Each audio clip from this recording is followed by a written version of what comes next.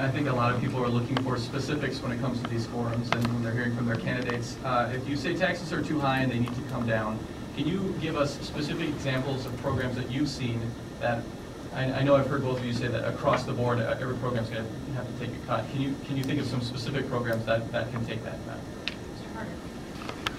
Well, as I stated twice earlier tonight, taxes are too high in the city of La Crosse, and if I'm elected, I will implement a spending freeze.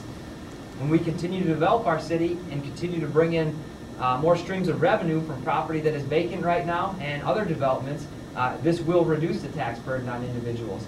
I think providing for efficiency in operations, when our company comes in, we knock the price down, and it's because we get out there and we work with the people and do the job. Specifics, I'll get out there and I'll plow snow on a Saturday afternoon.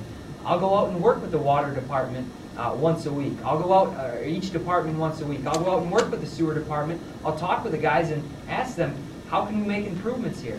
This is what our company does. We go on the back of a truck, we talk to our guys, we call the manufacturers, we have them make modifications to equipment, and other companies benefit from this as well. That's what I'll do. I'll get out there and work with every department. I'll go down there and work with laborers at the lowest level that are doing the job. I'll show up at union meetings. I've talked with them. They said they're excited to see development. They're excited to see more participation from leadership up the line. I intend to do this. I've got a lot of time on my hands. I intend to devote it to helping the city out, to enhancing development, and that's just what I'll do. I'll get out there. I'll work with the employees at the lowest level, and we'll come up with answers, and we will bring budgets down. I'm sorry, just to follow up, because I promised my viewers specifics and one of the questions as well. Can you think of any specific programs that could take a cut right now? Yes, take a cut. I will say plowing. Right now, we have snowplow drivers that drive down Cliffwood Lane out on the south side. They pick up their plow in front of one house, that is town of Shelby. They drop it in front of the next house, that is the city of La Crosse.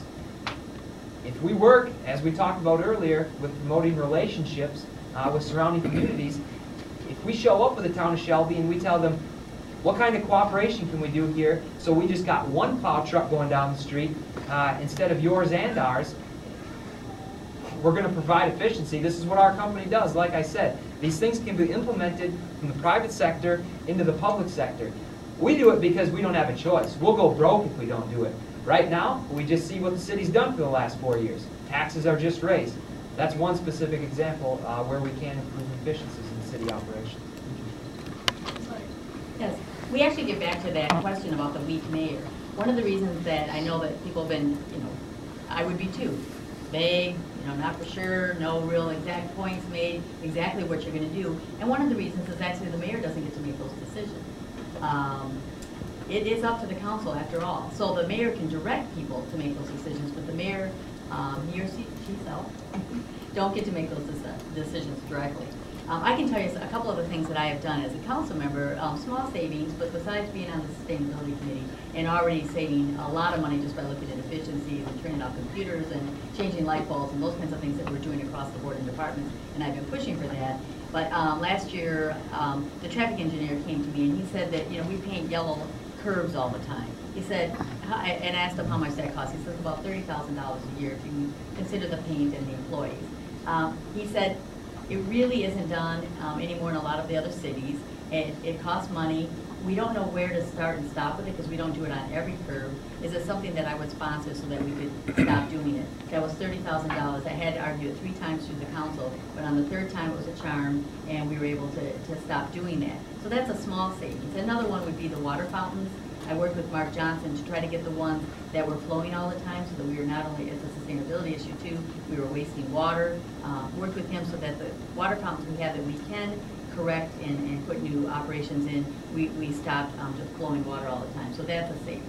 So those kinds of operations that, when you see them that you can correct, those are the kind of things that I think each department, if you ask them and you tell them that you've got to go find those, they're going to do. We're in an era of economic stimulus. The other side of the coin. We got a call from Senator